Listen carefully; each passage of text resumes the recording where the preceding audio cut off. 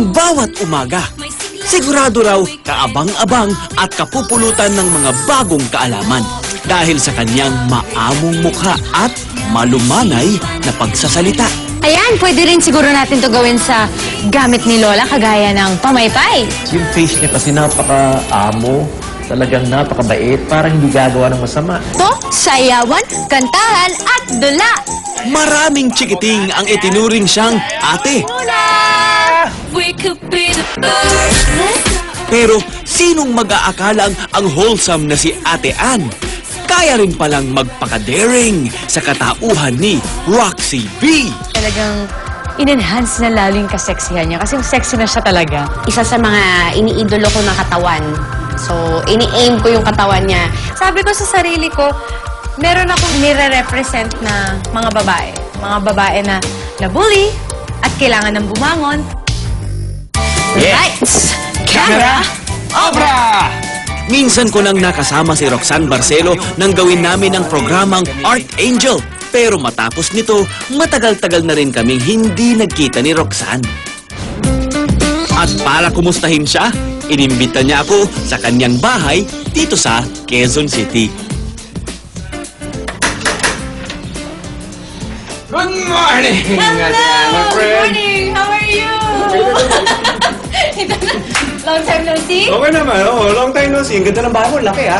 Sakto lang! Sakto lang. Pwede bang Thank you, thank dito you. tayo magkwentuhan? O sige, dito tayo sa ating teras.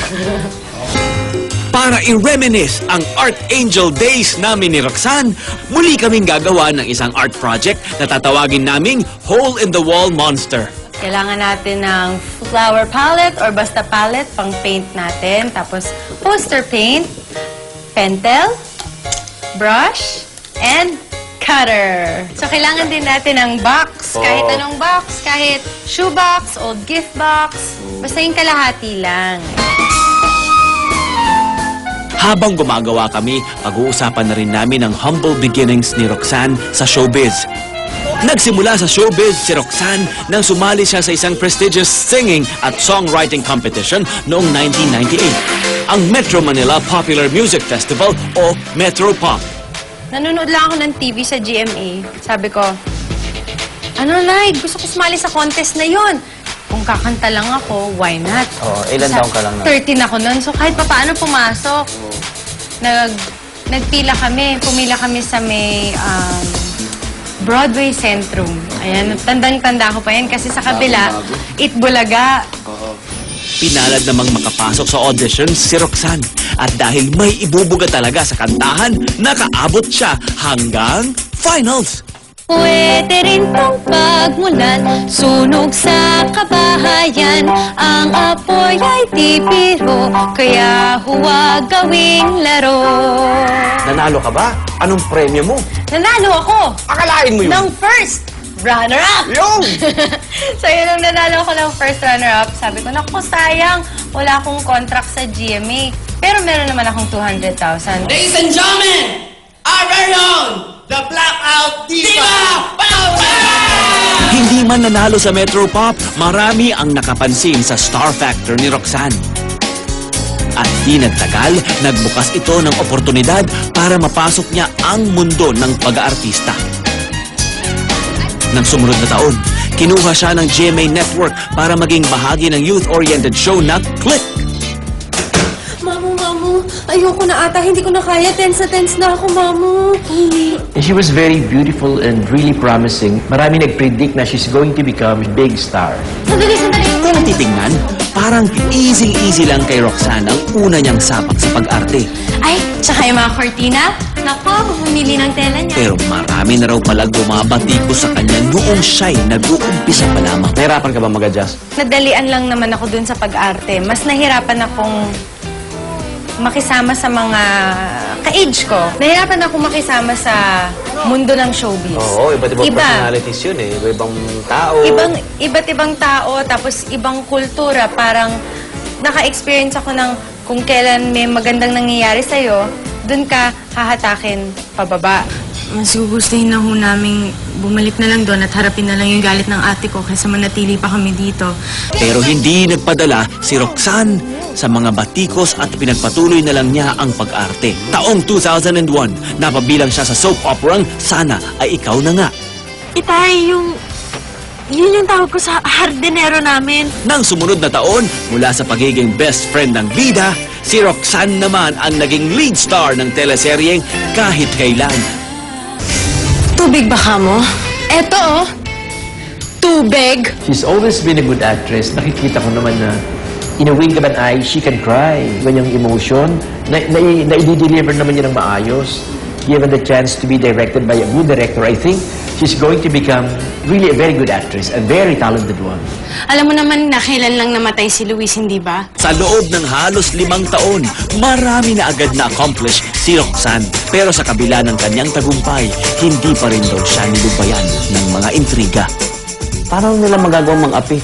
Sa tulad mo, napakabata mo pa. Mabait ka. I was called names, yung talagang bullying. Ang nangyari sa akin, parang Ano naging- pupunta ako sa set, Oh. nasa sulok na lang ako. Pag naririnig ko yung 3, 2, 1 action, okay na. Tapos pagka narinig ko yung cut, dun ako bumabalik sa, paano ko to gagawin? Pero ang maganda, dahil nag-aaral ako, marami akong mga kaibigan sa school. Ako, ano ba talaga nangyari sa'yo? Sa puntong ito, naisipan na raw ni Roxanne na itigil na ang pag-aartista. Sana makakita rin ako ng ganong klaseng pagmamahal. Pero dahil sa tulong ni Kuya Germs, isang bagong oportunidad ang nagbukas para sa kanya. Ang mundo ng recording. Dinala ni Kuya Germs si Belia Tan sa aking debut. And it was a great surprise. Bella Tan is Universal. Universal Records. Sabi niya, gusto kitang regaluhan ng isang recording contract with Universal wow. Records. Grabe, talagang parang as in, yung puso ko talagang parang tumigil, parang tapos hindi ako makahiga. Umiyak ako sa saya talaga. Dahil alam ko na material din siya para maging isang recording star. Pag nakikita ko ang isang talent na merong kakayahan, immediately ginagawa ko ng pagkakataon. Mula 2003 hanggang 2005, naging madalang ang paglabas ni Roxanne sa telebisyon. Pero naging abala naman siya sa kanyang kauna-unahang album na Roxy na inirelease noong 2004. Noong 2010, naging bahagi naman siya ng long-running children's show na Art Angel. Tailor-made yun para sa'yo. They patterned a few segments para sa'yo. Diba? Dahil kumaawit ka, umaawit daw ako. Kita-kits kaibigan sa susunod ulit.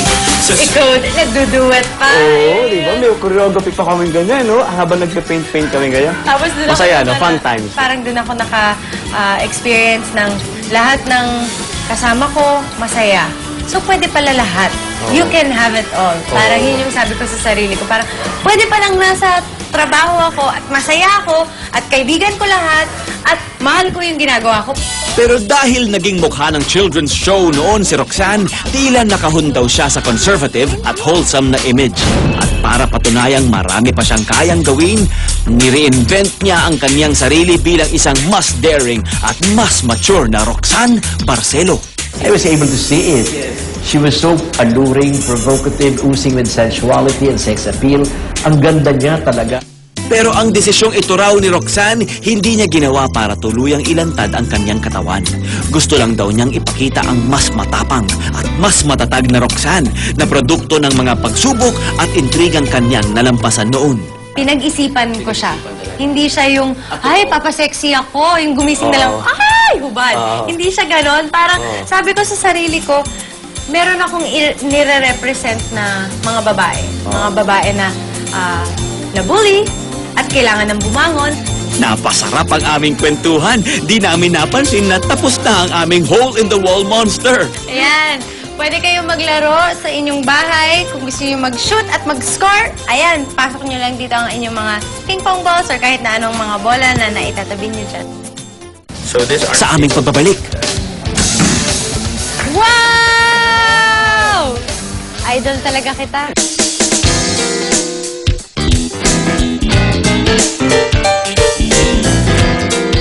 idol ko sa lahat ng wrestlers nung bata ako. Walang iba kundi si Hulk Hogan.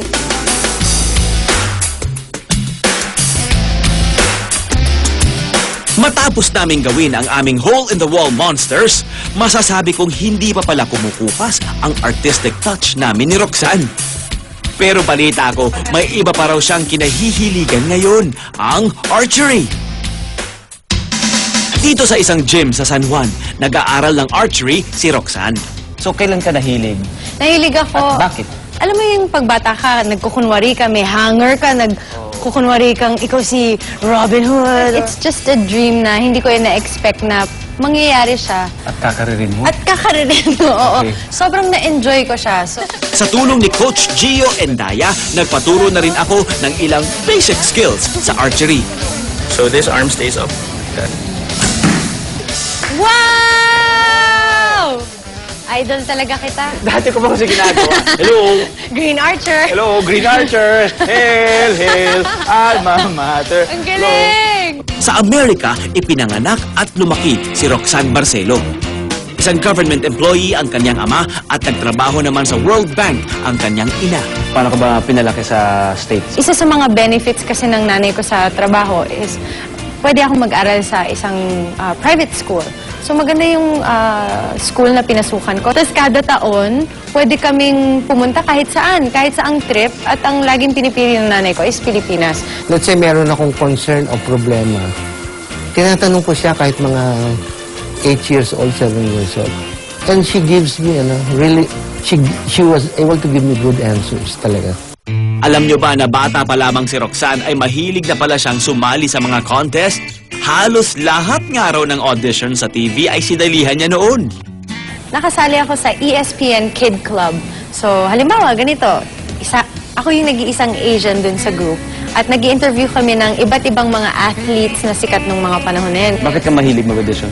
Lumaki ako na naniniwala sa kakayahan ko at lumaki ako na yung mga magulang ko naniniwala sa lahat ng hilig ko. Kahit ano pa yan, sinusuportahan nila. Dahil maagang nagretiro sa pagtatrabaho sa World Bank ang nanay ni Roxanne, nagdesisyon silang dito na manirahan sa Pilipinas noong 1998. Dito na rin sa Pilipinas tinapos ni Roxanne ang kanyang pag-aaral sa kursong Communication Arts sa Miriam College.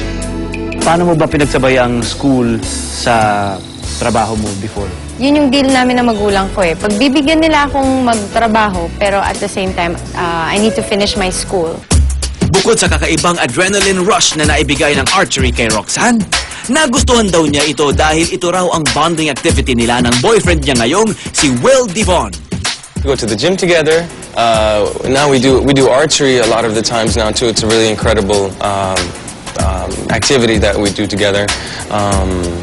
Climbing, we go walking together. Swimming, we read together. We laugh together on a daily basis. Tawa kami ng tawa almost every day. Not even almost, as in every day we laugh.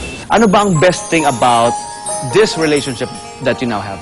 I think the best thing about our relationship is we started out as friends.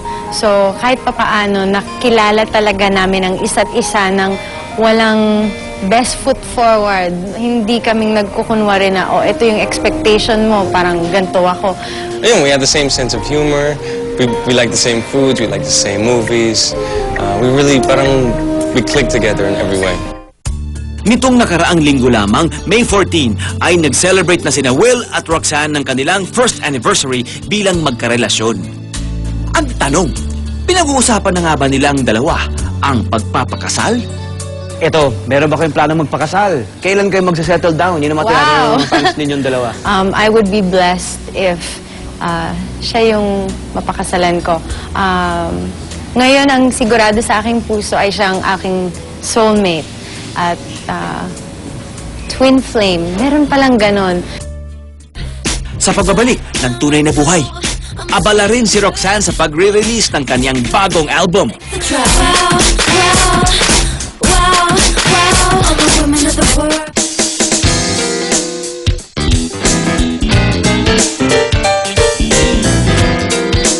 Sila ay unan, kumot, or pagkain sa taping, akong binabaon ko mga printed jokes mga na-print kong mga jokes ni Gary Lising o kung sino mang mga magagaling o mahuhusay na komedyante. Tapos dinideliver ko yon sa taping.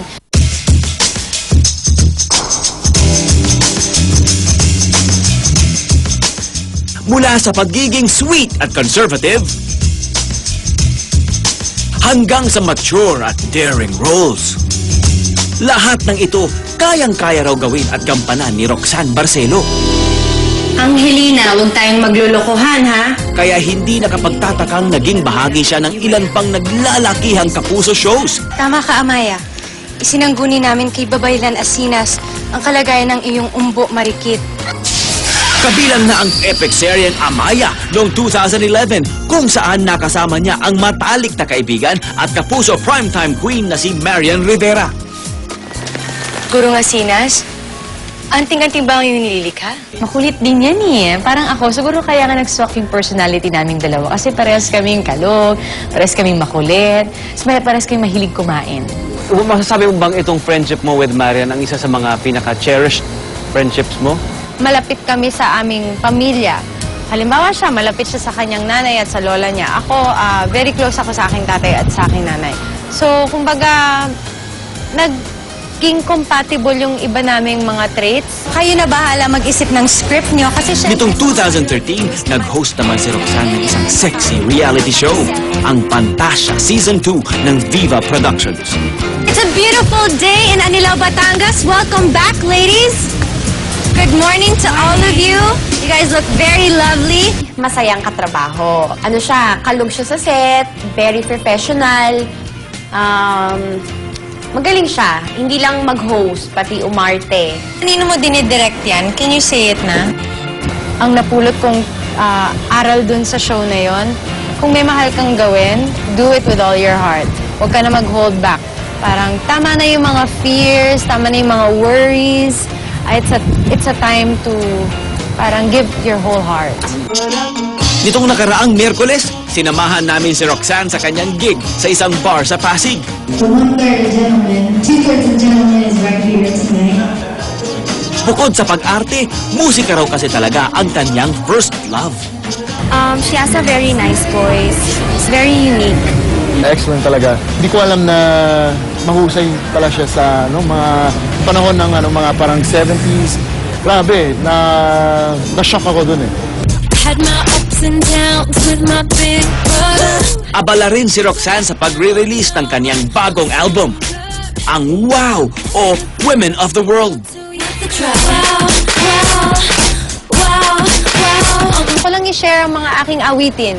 Meron nga akong sinulat na bagong kanta na malapit nang lumabas. Kasama ng album ko.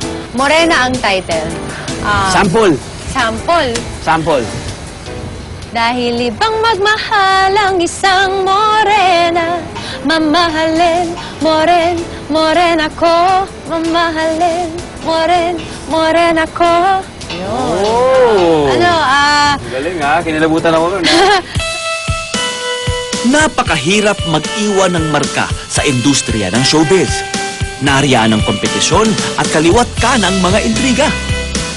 Pero kung gusto mo talagang makilala at sumikat, gaya ni Roxanne Barcelo, isa lang naman ang dapat mong higitan, ang iyong sarili. Ano ba ang aral ng tunay na buhay ni Roxanne Barcelo? maging matatag at magtiwala sa sarili. Kahit ano pang pinagdadaanan mo, maganda, hindi maganda, okay lang yan. Malalampasan mo yan. At ang importante, ang pagbangon mo, mas malakas ka, mas maganda ka, at mas aalagaan mo yung sarili mo.